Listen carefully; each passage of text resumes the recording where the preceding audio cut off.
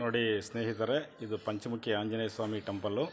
ಇಲ್ಲಿ ಶ್ರೀ ರಾಘವೇಂದ್ರ ಸ್ವಾಮಿಯವರು ಜಪಕ್ಕೆ ಕೂತಾಗ ಆ ಬಂಡೆಯಲ್ಲಿ ಪಂಚಮುಖಿ ಆಂಜನೇಯ ಸ್ವಾಮಿ ಖಂಡಿತಕ್ಕೆ ಪ್ರತ್ಯಕ್ಷವಾಗಿರೋದ್ರಿಂದ ಅವರು ಇಲ್ಲಿಂದ ಮಂತ್ರಾಲಯಕ್ಕೆ ಹೋಗಿ ಸೇರಿದ್ರಂತೆ.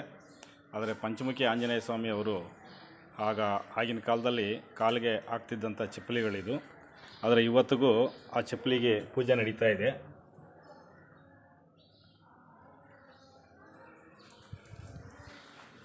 ಕಾಣಿಸುತ್ತಾ ಸ್ನೇಹಿತರೆ? ಮತ್ತೆ ನೋಡಿ, ಇದು ಪುರಾತನ ಕಾಲದ್ದು, ಮತ್ತೆ ಅದು ಹೊಸದಾಗಿ ಮಾಡಿದ್ದಾರೆ. ಮತ್ತೆ ಇದು ಪುರಾತನ ಕಾಲದ್ದು, ಅವತ್ತಿಗೆ ಅವ್ರು ಹಾಕ್ತಾ ಇದ್ದಿದ್ದಂಥ ಚಪ್ಪಲಿ.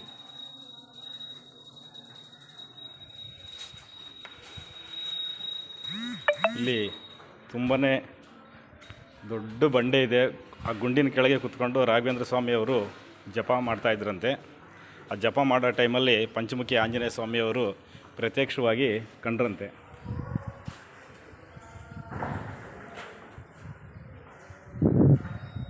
ಕಂಡಿದ್ದರಿಂದ ಅವರು ಇಲ್ಲಿಂದ ಮಂತ್ರಾಲಯಕ್ಕೆ ತೆರಳಿದ್ದಾರೆ.